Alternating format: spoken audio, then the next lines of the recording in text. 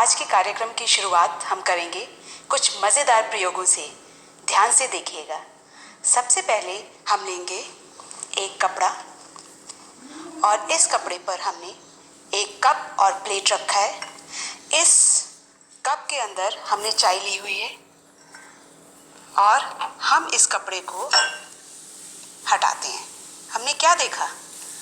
ना तो ये कप प्लेट गिरा और ना ही इसके अंदर की चाय छलकी। अब हम एक और प्रयोग करते हैं।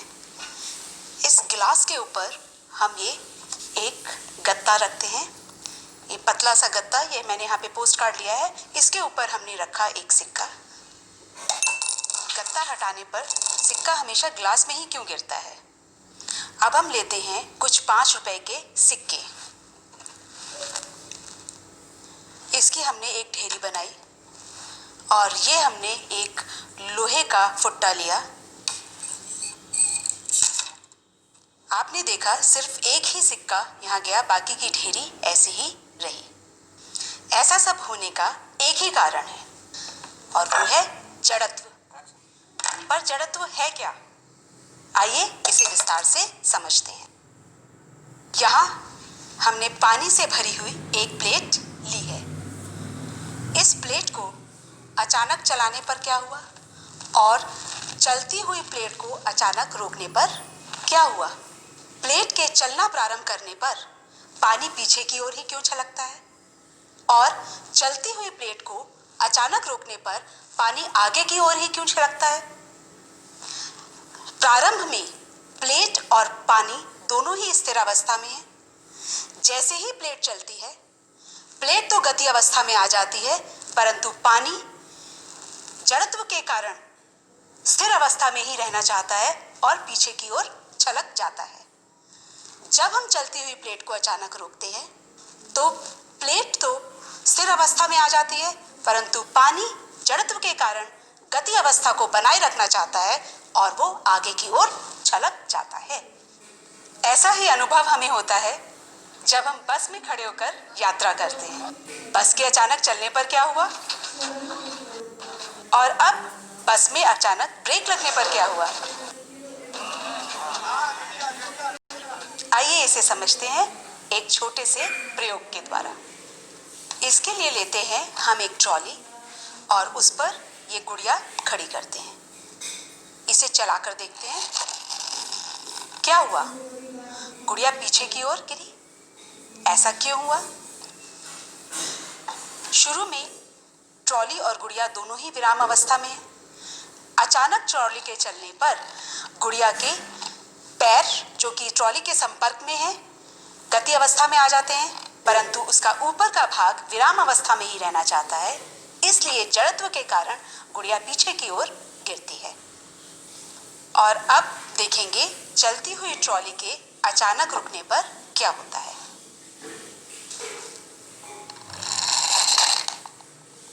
आपने देखा गुड़िया आगे की ओर गिरी। ऐसा क्यों हुआ?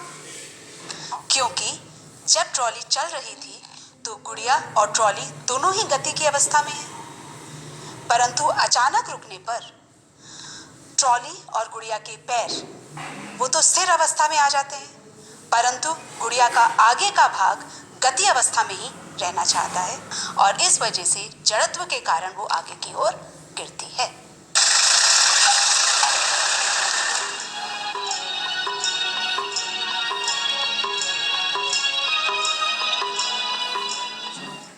अब आप ये भी समझ गए होंगे कि जड़त्व क्या है।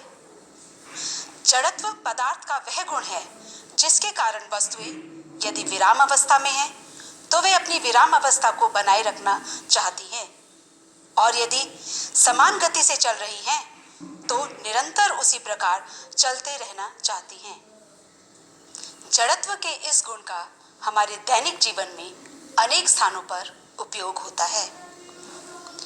टमाटर की चटनी यदि गाढ़ी बनी हो तो उसे बोतल से निकालने के लिए हम क्या करते हैं? हम बोतल को इस प्रकार झटकते हैं। जब हम बोतल को अचानक रोकते हैं तो बोतल तो विराम अवस्था में आ जाती है, परंतु चटनी गति अवस्था में ही रहना चाहती है और जड़त्व के कारण वो बोतल से बाहर आ जाती है। किसी गलीचे या पायदान की धूल को डंडे से पीटकर झाड़ सकते हैं। इस तरह पीटने पर धूल के कण पायदान से अलग क्यों हो जाते हैं? डंडे से पीटने पर पायदान गति में आ जाता है और अपने स्थान से हट जाता है, परंतु धूल के कण जड़त्व के कारण अपने स्थान पर ही बने रहना चाहते हैं और इसलिए पायदान से अलग होकर गिर जाते हैं। इसी प्रकार जब हम पेड़ की शाखाओं को हिलाते हैं तो उस पर लगे फल, फूल और पत्ते नीचे गिर जाते हैं। हिलाने पर पेड़ की शाखाओं में अचानक गति उत्पन्न हो जाती है, परंतु उन पर लगे फूल तथा पत्ते अपने स्थान पर बने रहना चाहते हैं।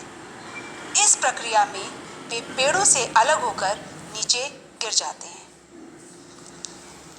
जमीन पर इस प्रकार पटकने पर ढीला हथौड़ा हत्थे में कस क्यों जाता है? जब हम हथौड़े को ऊपर से नीचे लाते हैं तो जमीन से टकराते ही हत्था विराम अवस्था में आ जाता है, परंतु इसका लोहे का भाग जड़त्व के कारण गति अवस्था में ही रहना चाहता है और लकड़ी के हत्थे पर कस जाता है। हमारे पास हैं 2 अंडे, एक उबला हुआ और एक बगैर उबला हुआ। आइए देखते हैं क्या करते हैं। हम बारी बारी से इन अंडों को घुमाते हैं। ये अंडा रोकने पर रुक गया। अब हम दूसरे अंडे को घुमाते हैं। ये क्या? ये तो फिर भी घूम रहा है। ऐसा क्यों? यह बगैर उबला हुआ अंडा है। इसमें तरल पदार्थ होता है। जब हम इसे घुमाते हैं तो खोल और तरल पदार्थ दोनों ही गति में होते हैं। रोकने पर जो खोल है वो तो विराम अवस्था में आ जाता है, परंतु तरल पदार्थ गति में ही रहना चाहता है जड़त्व के कारण। इस प्रकार तरल पदार्थ के घूमने से ये अंडा दोबारा घूमने लगता है। इस कच्चे अंडे की तुलना हम इस खिलौने से कर सकते हैं। इसको घुमाते हैं।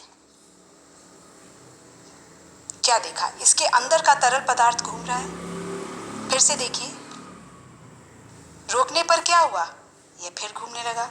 रोकने पर बाहर का खोल तो विराम अवस्था में आ जाता है, परंतु अंदर का तरल पदार्थ जड़त्व के कारण गति में बना रहता है।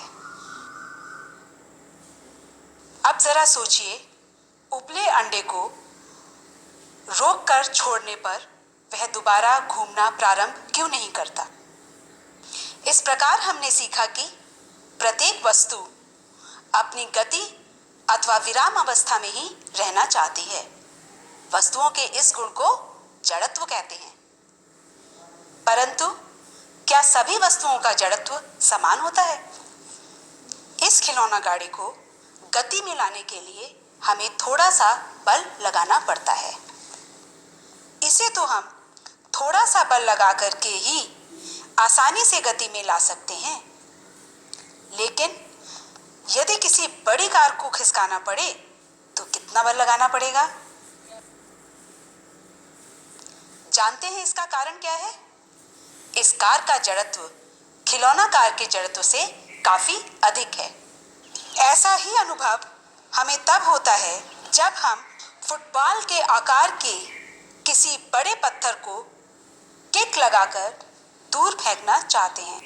कारण है पत्थर का जड़त्व फुटबॉल के जड़त्व से अधिक होता है।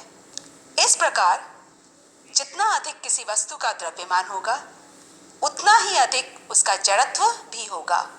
अतः हम कह सकते हैं किसी वस्तु का द्रव्यमान उसके जड़त्व की माप होता है।